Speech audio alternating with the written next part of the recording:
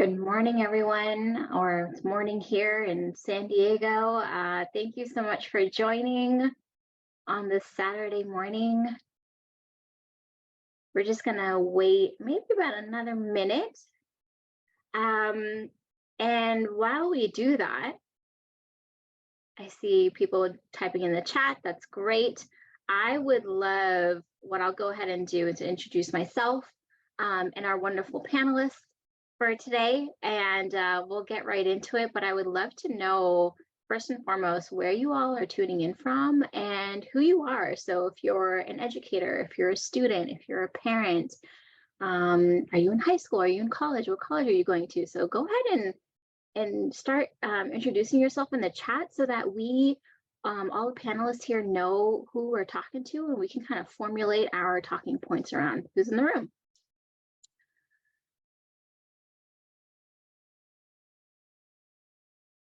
All right, I see some students here. Awesome.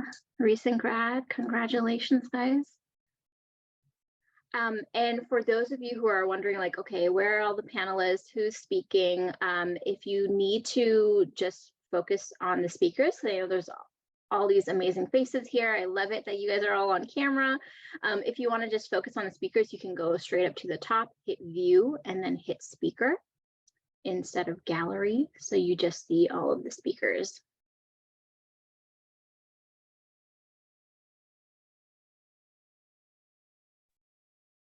Can you see me, by the way? My Zoom is giving me issues.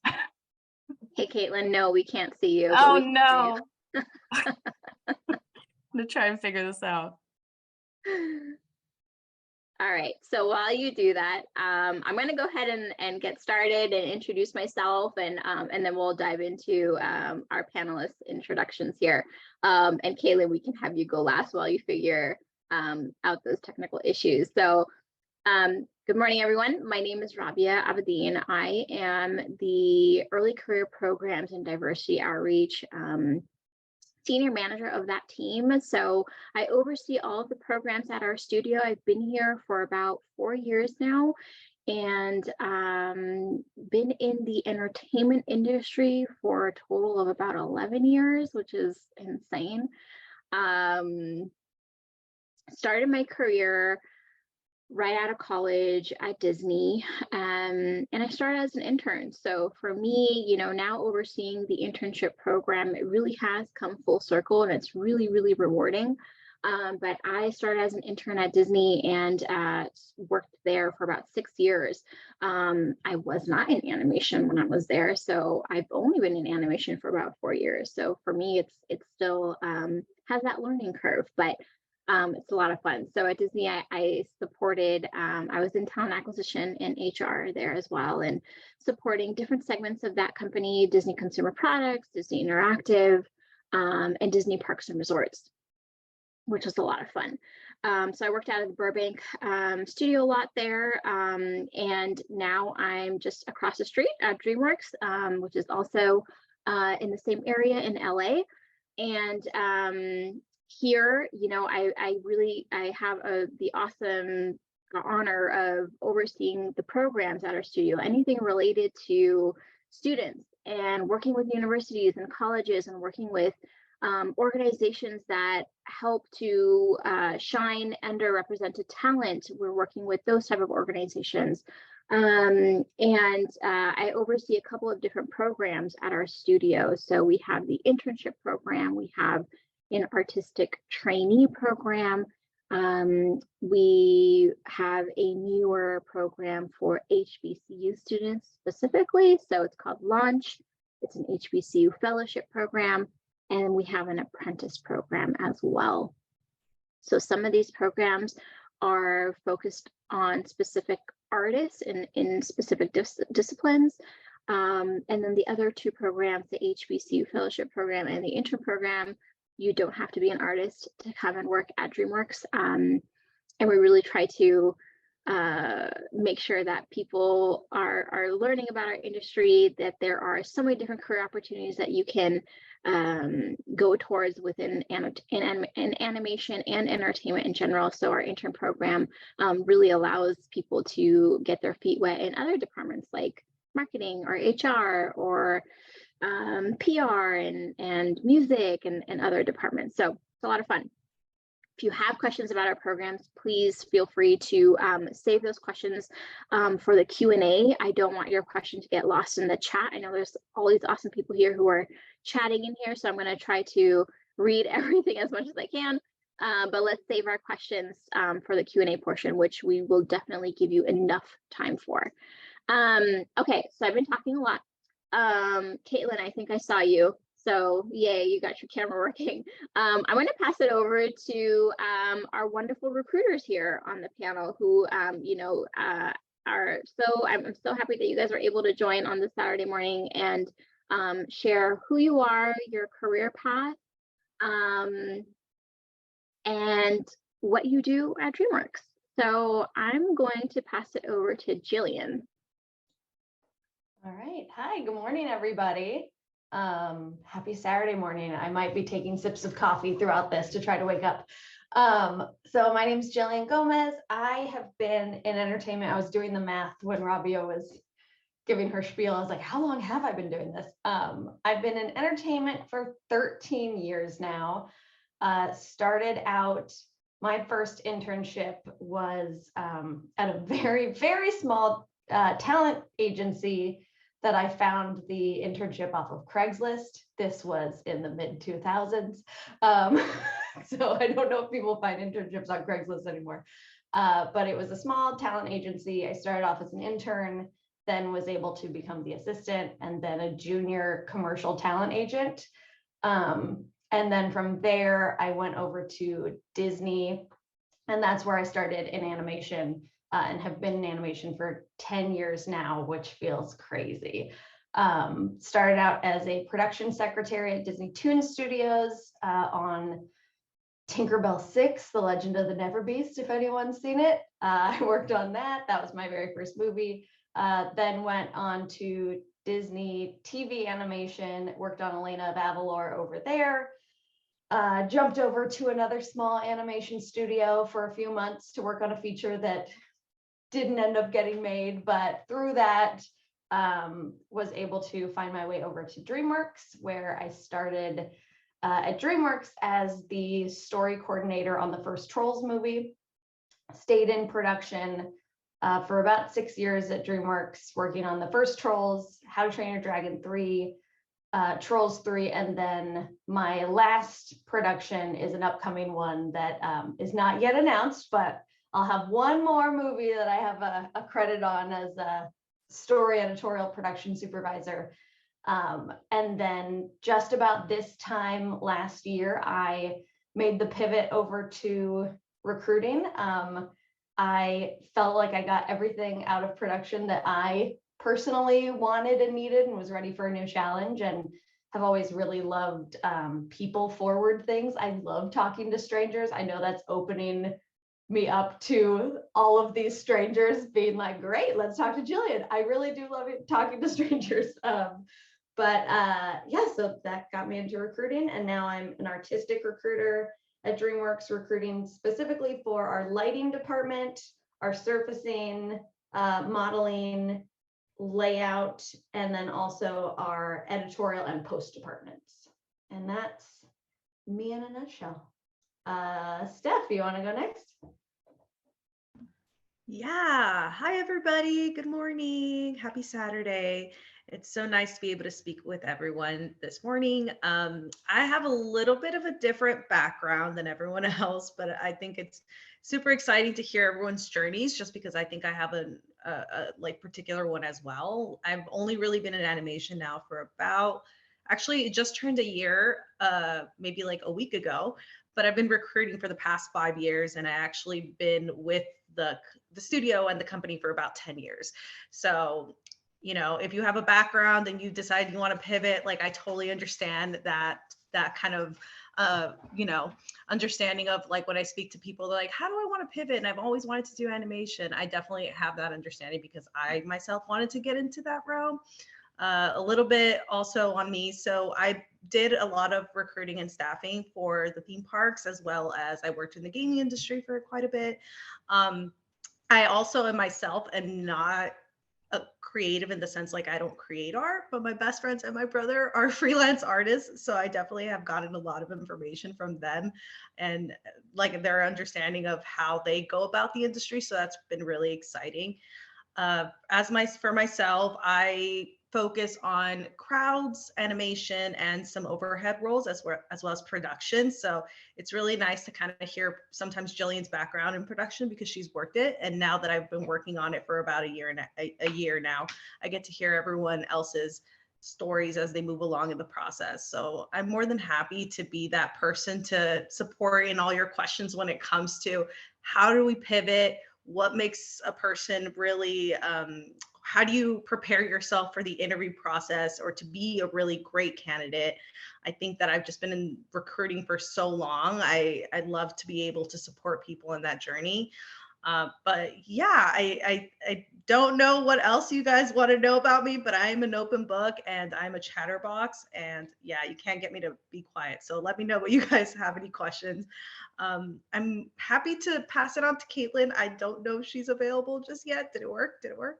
Yes, I think I'm good. Am I good? Yes. Okay. Awesome.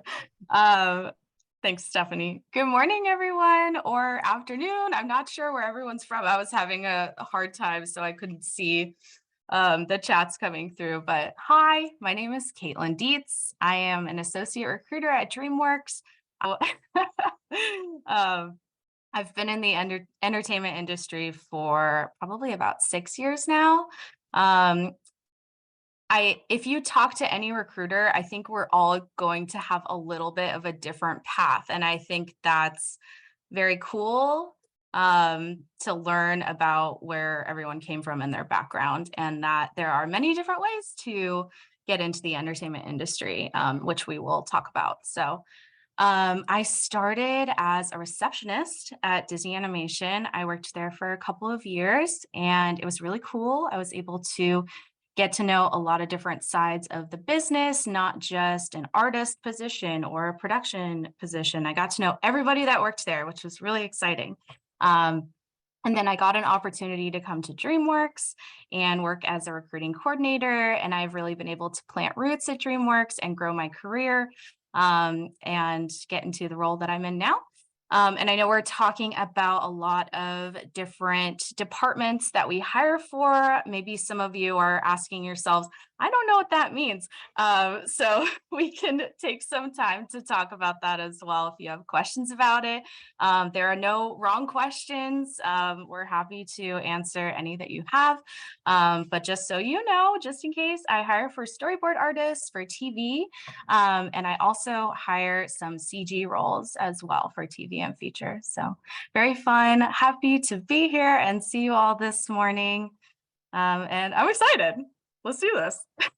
Thanks, Caitlin. Okay, so I was just reading through the chat. I see so many people from different countries, a lot of students in here, a lot of recent graduates.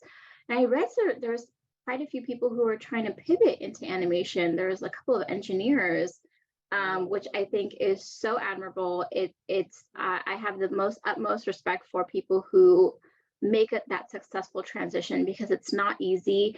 And we actually and DreamWorks included, and probably other studios that have programs built in that are for those people who are trying to pivot or re-enter the workforce after being out for, caring for a child or whatever the case may be. And so I would really, really encourage you to seek out what those opportunities are that really are built for those people who are trying to make that transition. At DreamWorks specifically, that program is our trainee program, and that program is really open to people who have up to anywhere between 0 to 5 years of experience. And between that range, we are looking for people who are recent graduates, somebody with a year of experience, 2 years of experience, anywhere up to 5 years. And it can be people who are self-taught. You do not have to have, a degree from a 4-year college or university. It can be somebody who is, coming from an engineering background, study that. We actually have an animator here currently who went through our trainee program. She was at, oh my gosh, I feel like it was MIT, but I could be wrong. But she was studying engineering, and she changed her path. And now she's an animator, and she went through the training program for that. And so I would really, really encourage you to just kind of do your research and figure out what are those opportunities that are available out there. Where do you kind of see yourself? Which studio, which production company, which entertainment company, and seek out, what are the programs that they offer? Because, and I'm going to really focus a lot on programs here selfishly because I oversee these programs. And if you have any questions about it, I'm actually going to link our website that talks about all of our programs in here, so you can peruse through that. But there's so many opportunities out there for specifically for people who are coming from a different path, or are specific to people like you who is a recent graduate, or you are a student. So for us, in our case, a lot of those entry points into the studio are going to be the internship program or the trainee program. And we actually will be announcing our summer internships at the end of the month.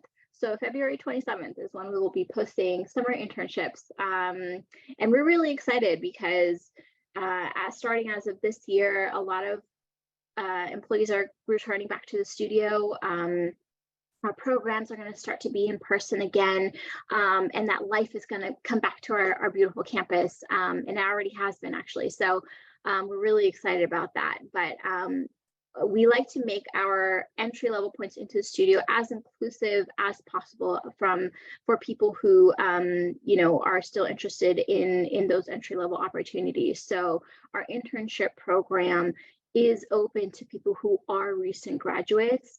There is a window of time that we still determine that this person is defined as a recent graduate, and you are eligible to apply. So if I read that there's a lot of recent grads in the room, so I would say take a look at our internship program if you are still looking for that entry level point into a studio. And an internship is just like kind of like a fail-safe way to really get your feet wet. So, all right, enough about that. I want to focus on Stephanie, Jillian, Caitlin to really just talk about the various opportunities at our studio. Some of them briefly mentioned, some of the areas that they recruit for. But I'm just going to open this up to any of you three to talk about some of those opportunities that you have either currently open or that you foresee are going to be available, coming up, or that you kind of constantly recruit for. What are some of those opportunities that these folks in the room can look out for?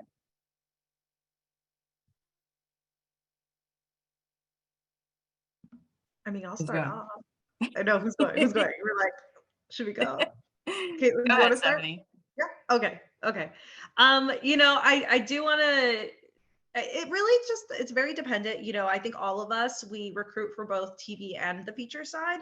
So and things are very unpredictable. So sometimes we, like I could say within the next few months, perhaps maybe I'm looking for animators, and then things shift, and then it becomes like, oh, I actually need them within the next few weeks, or vice versa. I think that something's happening in the next few weeks, and then it's the other way around. And I know that sounds like a difficult answer for a lot of people. So my response to that is always my suggestion is following our careers page on social media, whether it's through Instagram, through Twitter, through LinkedIn. This is way you are constantly updated when these things come about, and it also that way you can also follow your timeline. I do know for some of our overhead roles specifically, I think those are a little bit more apparent than maybe the animation and crowds and production. Animation and crowds that I do. When it comes to production, I deal more so with production coordinators and above. Production assistants, those do come they come about, but it's very competitive. And I think that to make yourself really, really have an understanding of what you're trying to do. And I'm just going back a little bit just because I did see a lot of people who mentioned they're pivoting in the industry and how to go about that process. I think that really doing your investigating on the pipeline, because sometimes I think when you just have a general outlook, you think, oh, I just want to get into animation, and you start applying for the things that you might know the most. Like, I think the most popular things might be production or story, but there are so many avenues and so many possibilities of things, that even positions and roles that you probably aren't even aware of. So I always say, like, do some digging, talk to your, if you're in school, talk to your fellow classmates, maybe take an animation class, do all that stuff, because there might be another foray or another avenue that you have no idea that you might enjoy. Or maybe even the thing that you thought you wanted to do is probably not what you want to do at all. So it's about a little bit about self-discovery as well. But yeah, as of right now, I don't have anything quite open, but that's not to say within the next few weeks. So make sure to check out our social media, because I know as soon as we know anything, like, we post it. So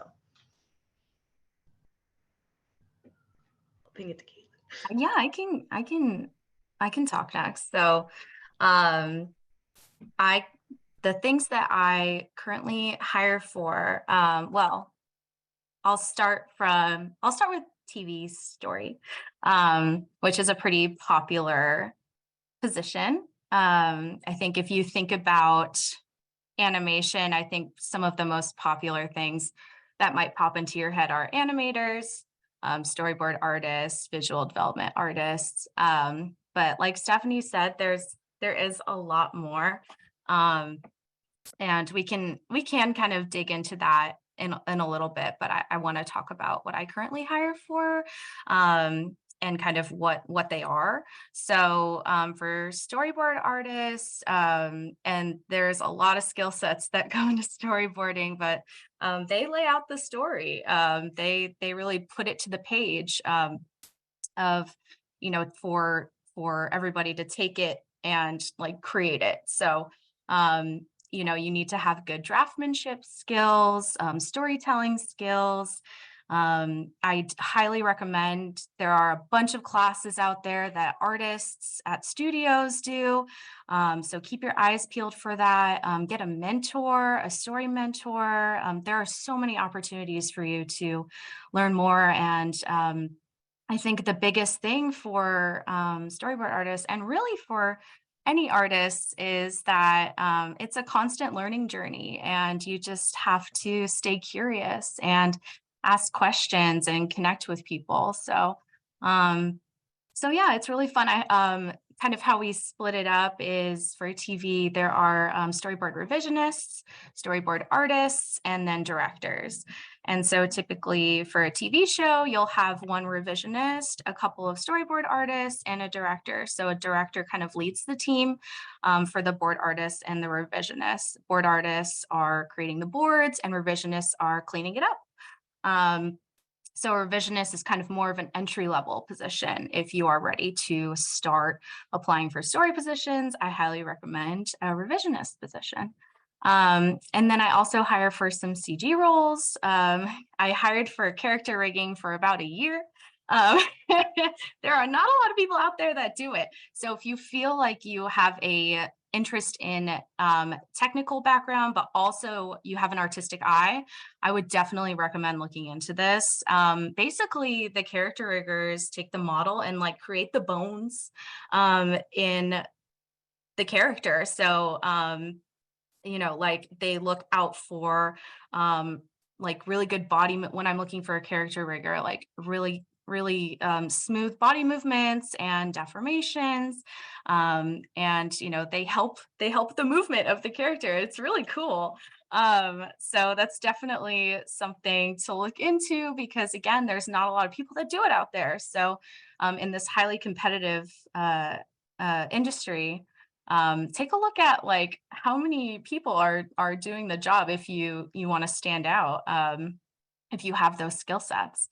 And then I also hire for character effects and effects. So effects are like explosions, fire, water, all of the environmental effects. And then character effects are like everything that is on the body or interacts with the body. So clothes, hair, and they create those effects. So it's been really, really cool learning all about this. And like I said, like talk to the people that are doing the job that you're interested in, and you're doing the right thing too by just coming here and being here today and learning a little more. So I hope I covered everything, and maybe I can hand it over to Jillian now. Yeah, I'll jump in. I'll get a little bit more into my departments. I do a lot of those niche roles. So one of them is lighting. That one's pretty direct in what it is. It's literally the people who light the shots, but instead of, on set, people like up on ladders and setting up lights, it's literally, on the computer, figuring out the time of day, finding ways to have the lighting get the eye to focus on certain characters. So I hire for lighters. I also hire for surfacing, which we now call look dev, which I also want to put a little asterisk. You will see people call it surfacing. They will call it texturing. They will call it look dev. It's all basically the same thing, but it is like right now I'm wearing a sweater that's made out of yarn. And so it's the people who are literally building that texture into it, or if it's like a leather suitcase, there's a modeler who builds the shape of the suitcase, and then a surfacer or look dev artist who puts that leather layer look onto it. I'm flagging that we call it look dev because I know a lot of people will get look dev and biz dev confused, because they're very similar sounding, but they are two different jobs. Look dev is really focusing on putting that texture on the already created model, while biz dev are the visual development artists. That's more of the concept artists earlier before things get to modeling. And then I also hire for layout. And again, there's two different types of layout in the industry. We have layout that in 2D shows is really about background design and the layout of the room or the landscape. I hire for the different type of layout that's in CG, and that's camera layout. And that's, I saw someone in the chat saying that they were pivoting from cinematography, and I always kind of say layout is, they're the cinematographers and the cameramen of animation. And they're also kind of the choreographers. They take the models and the sets and they start making the movie, taking it from storyboards and putting it into a CG environment. So it's, if this character needs to walk over the table and pick up a pot, and then you need to see a sign behind them, where does the camera need to sit and how do they need to walk to the table to be able to see all those things, is kind of a general breakdown of that. So that's the layout department. And then I hire for editorial and post. Editors cut the movie. In animation, it's not the same as live action, but it's still, they're dealing with every single layer of sound, music. They cut all the storyboards together, then they just continue to be, everything flows through editorial. So when there's a new shot from layout, that gets put into the cut, you keep reviewing it in editorial, then it gets updated with animation. And so usually you're watching the movie and it's a mix of storyboards and layout and animation and lighting, and you're doing that for a year of having that mix of everything, until finally you have the full cut that has all the finished shots in it. And then post helps with those finalizing of mixing, and we have a dialogue recordist that lives under post. Lots of very niche positions in there. And so like Caitlin and Stephanie were saying, really do your research, because there are these really niche roles that people just don't know exist, because it's such a kind of random role that you wouldn't think about until you get deep into the world. And I would say, like, pull up your favorite animated movie and just go to the credits and look at those job titles and go, what the heck is that? And start doing some research, go on LinkedIn, find those people and see what classes they took, see if they teach, find their websites. Because there are, like Caitlin was saying, there's a lot of artists who do teach programs, or at least even finding their resume and seeing their background, or seeing, programs like this, going to Brick, getting into mentorship programs that are specific to animation. I think, because I saw someone else in the chat ask about mentorships, and it is hard. So I think the programs that already provide a way into a mentorship is the way to go if you're looking specifically for a mentor. And I think I've now just kind of covered a bunch of random stuff. So Rabia, take it away. Rabia, can I add one more thing? Yeah, go ahead. just because I, like I felt like some of the things I said, I was like, okay, I want to kind of dive into a little bit to two of the roles that I currently search for, which is animation and crowds. So for a lot of animators, I get a lot of messages on what we're looking for in terms of animators. And I just want to emphasize that our studio is a CG studio. So that's something to know when you're applying. So if you're more of a 2D animator, that's something, and you want to get, you want to be an animator at DreamWorks, then you might want to see how to get opportunities or how to learn more about our CG and 3D, because that's where our studio leans towards. So just something to know. Really wanted to make sure everyone knew about that. And then when it comes to crowds, it's literally what it is. It's crowds. So if you've ever seen, like, for instance, Trolls, or when they have that shot, you just see like a lot of people, or maybe even Minions, where you see like a lot of characters. It's these artists are focusing on the actual amount of people in the stands, and you see it also not just in 3D animation, or like with us, you can also see it sometimes in visual effects. I know I've seen the most recent thing I saw that I was like, oh, that's crowds. If you watch Ted Lasso at all, sometimes they have people in the stands. It's actually for the most part all CG. They're not actually a bunch of people all in the stands. So that's an actual role, which is really cool. So if you've ever thought like, oh, I'm kind of leaning towards something CG or 3D, but I don't really know if I want to do characters, like there's other avenues to doing that, including crowds. I think that's one of the specific roles that not a lot of people know about. But yeah, I just wanted to add that just in case anyone was curious more about those specific roles. Thanks, Stephanie. And Kaylin, Julian, you guys did a really great deep dive into all these different departments in our pipeline. So that was perfect.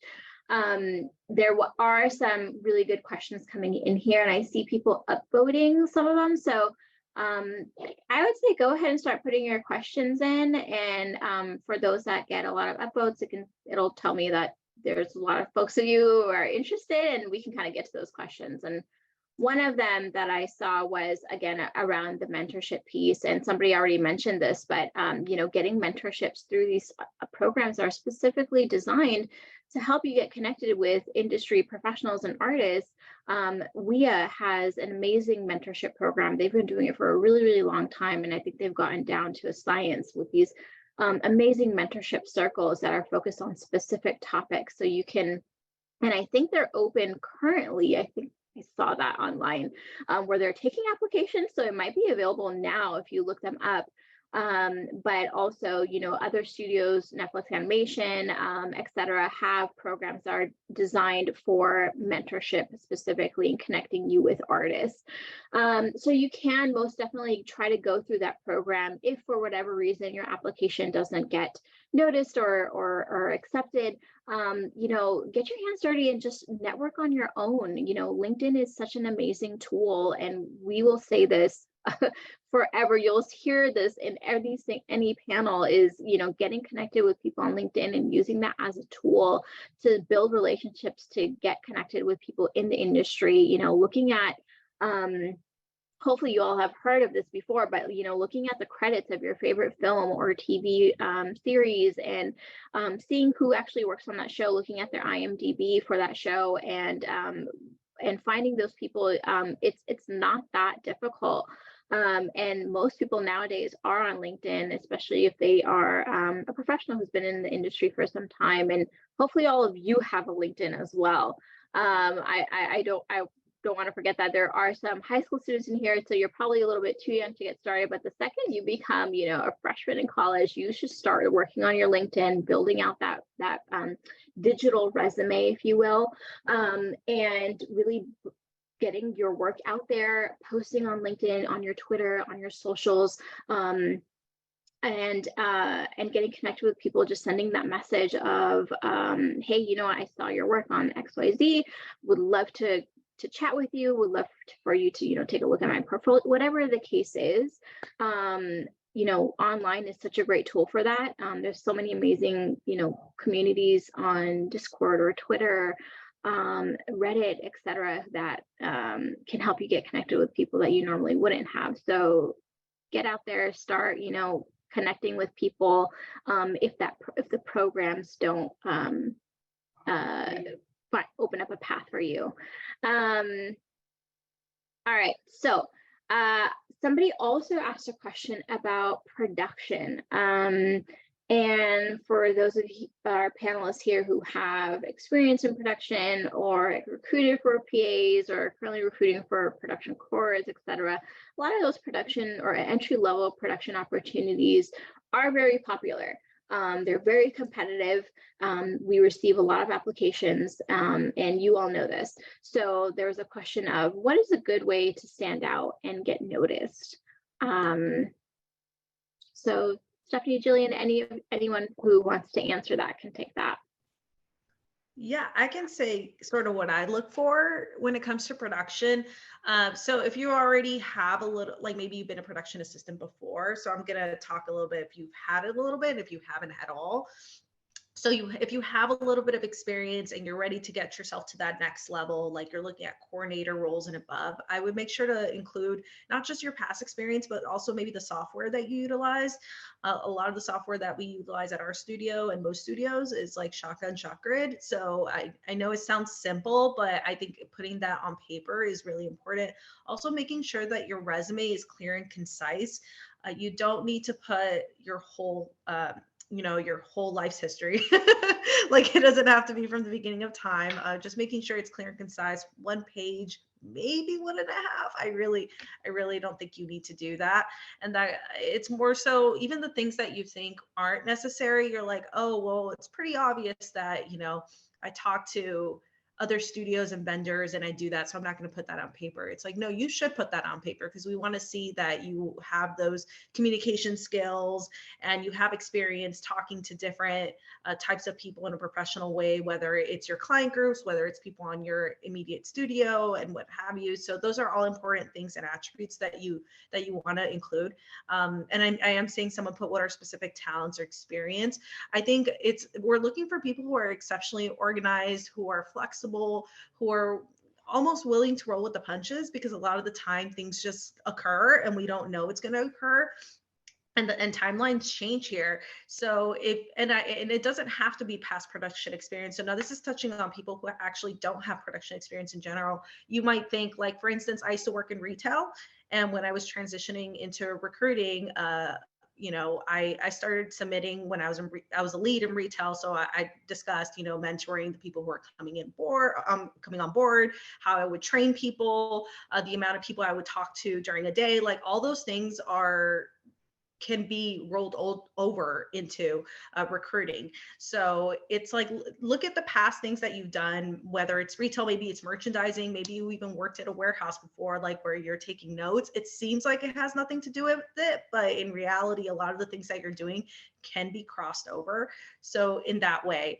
And when it comes to, so just being really clean when it comes to that, I think your search is your best bet, and also making sure you stand out. So I think a lot of the time, and I've said this to other people, if you've heard me in other chats, I think it's great that you're going out of your way and talking to the recruiters, and you should, making sure you're making those connections. But I always say making sure you're making connections with people around you, whether it's your classmates, whether if you are in WIA or another type of organization, discussing with them often and making sure that you're making those connections, because a lot of the time they may know that something's coming up before we even know. So that's a good way to make sure that you are presenting yourself as an option. And also, and also when it comes to the team, sometimes that happens.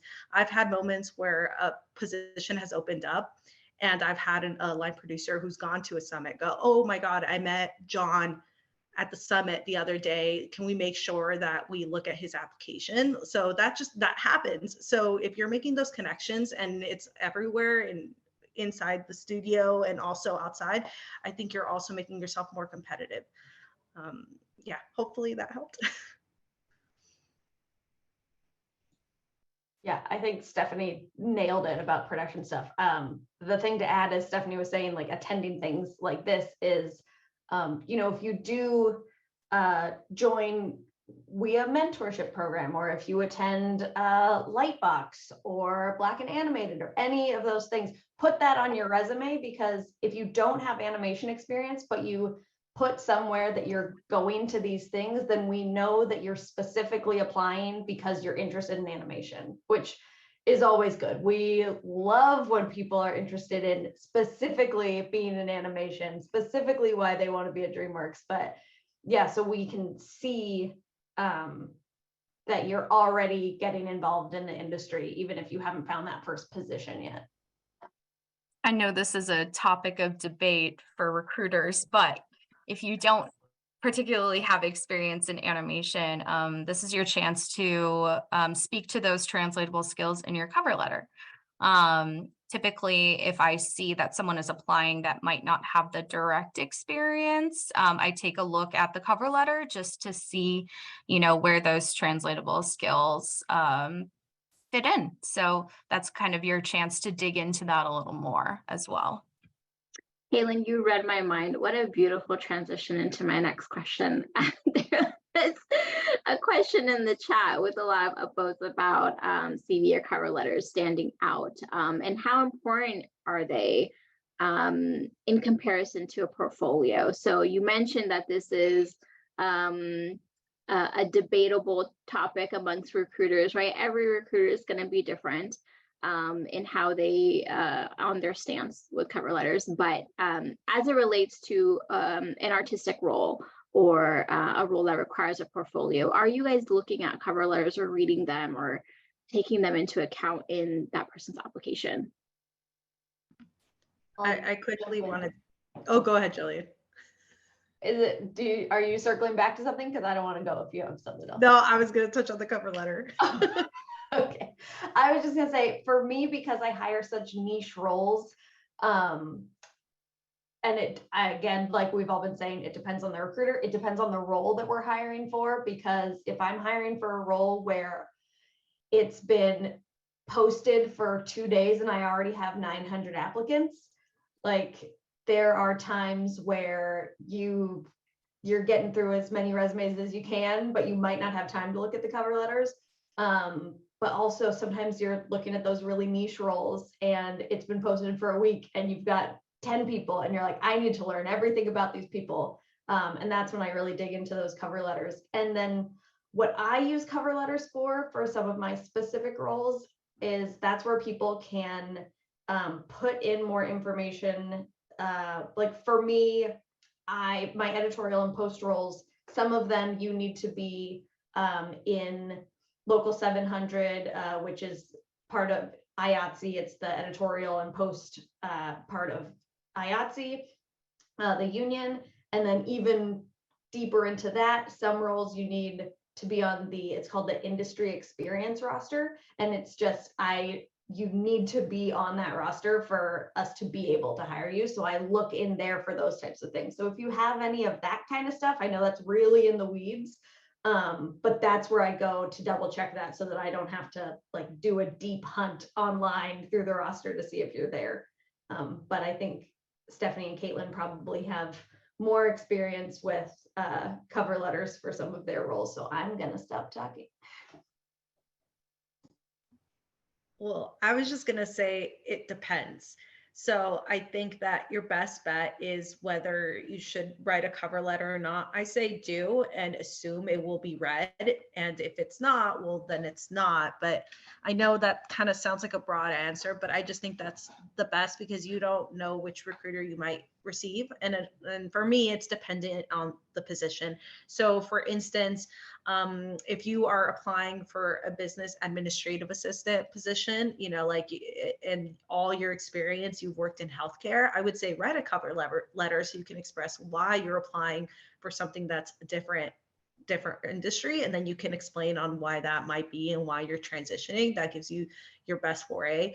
Now, when it comes more for the artistic roles, I do think that the reel does speak a lot for what we're looking for. You can submit a cover letter, but it's a little bit more difficult. So for instance, if you are looking, I'm thinking about our animators, like our animation. So I think it's better to have a really concise reel where you're having like your best shot in the beginning and then a little bit more of your work, and your resume is really concise on what type of projects you've done, even if they've been personal projects. And you can submit those as your reference. If you'd like, you can submit a cover letter too. I'm never going to say not to. I'm just saying for the artistic roles, I think for the most part, those aren't as, they're not going to support you. So if you write a cover letter, but explaining how you love animation, but unfortunately you don't have a reel, it doesn't really help you in that sense, because we're looking for people who have a little bit more experience or who can at least show their artistic ability. And we can't really assess that without a reel. So.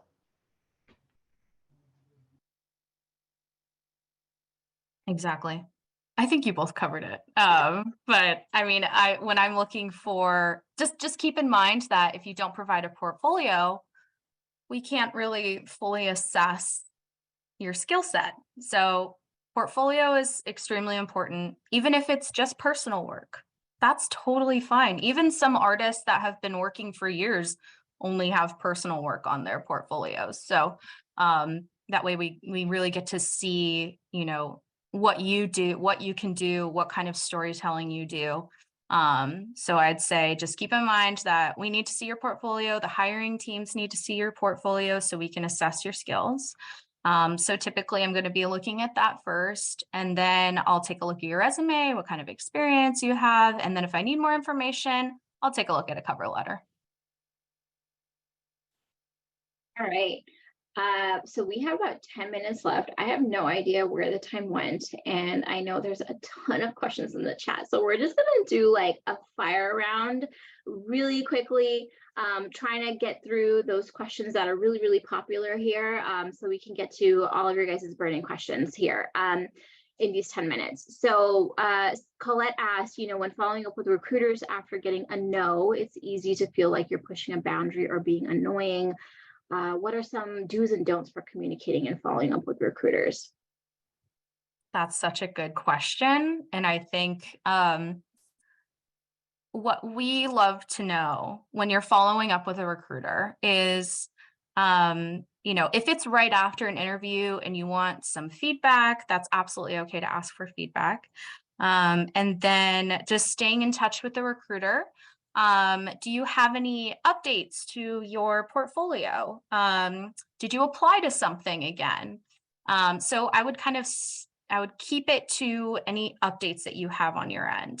That way we're just able to note that and continue to keep you in mind for what comes up next. Perfect. Thank you. As a follow-up to that question, there was another relatable question about reaching out to recruiters, mainly that first point of contact on LinkedIn. Now, as you all could imagine, recruiters always have inundated inbox of messages on LinkedIn, and there are some of us who are good about responding, others may not be, and that's totally okay. Just it's okay, Caitlin. Like, no one is. I feel so bad though. I do too. Like, I try to get to as many people as I can, and then I feel guilty for those I did respond to and those I didn't. So when you're reaching out, what I personally love is when people give me as much information as possible, or just like send their questions to me directly in that message, so that we're not trying to figure out, a time to connect and chat and get on a call. Like, that takes way too long. But if you're very direct with like, hey, I had a question about this role, I saw it was posted, it's this specific, here's a job ID, et cetera, that to me, I can pull up that job, I can answer your question really quickly, or I can direct you to the right recruiter for that job, et cetera. So if you are asking about a specific role, that's probably the best way to get a response as fast as possible. But if you have very specific questions, I think that really helps me personally, makes my life easier, so I can just like quickly answer that and move to the next message. So I would say be as specific as possible. But that's my opinion. Stephanie.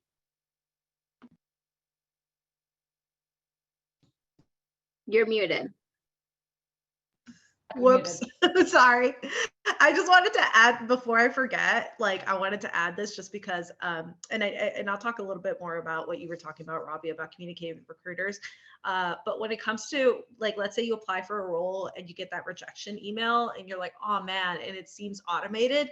If you decide to reply to that email, just know we receive those emails, and I, for one, read them. So I've gotten a couple emails where it's like, oh man, like I didn't get it, and it's maybe not in the most professional tone.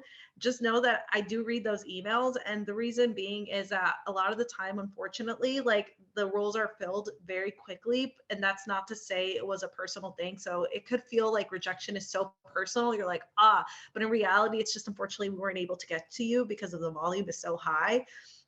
With that said, I do go through some of the applications on my downtime to see who could be a future prospective candidate. So when you reply to the email, just make sure you're still being professional, because that's something that we'll keep in mind.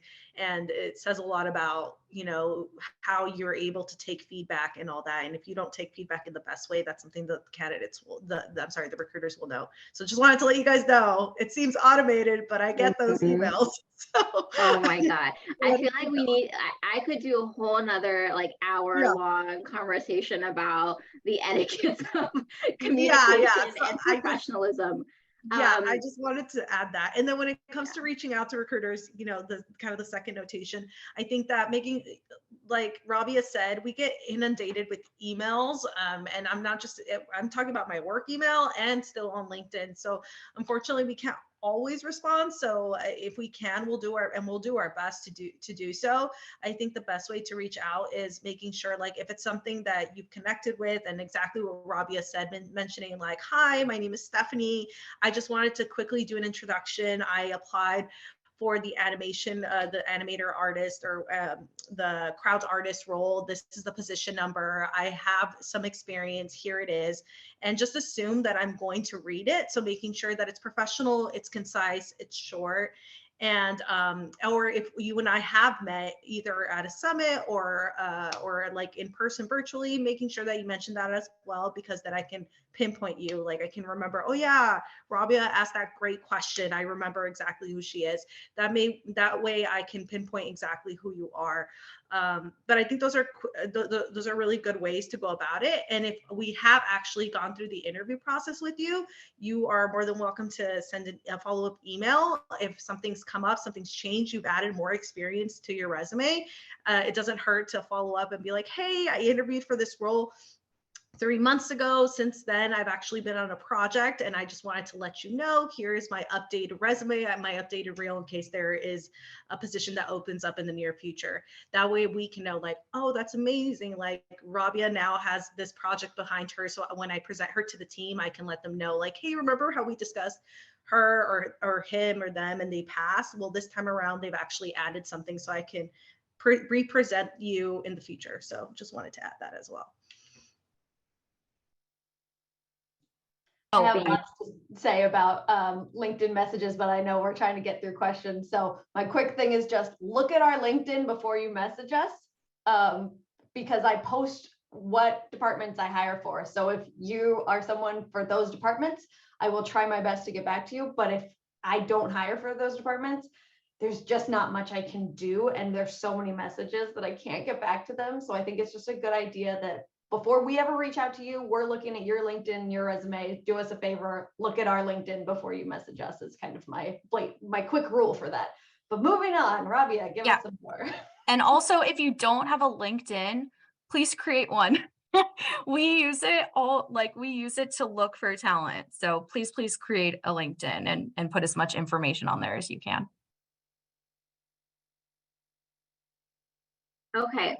I'm just scrolling through this chat here. We have like 3 minutes left. So I will take one more question here, and I'm looking at which one I'm trying to answer. I know some of you all answered the question, so thank you for doing that. So when we're looking at opportunities, I know there's people here who are in different states, different countries, etc. some of our opportunities are still offered remote. So it just depends on the position. So really, really pay attention to the job description and what it's saying.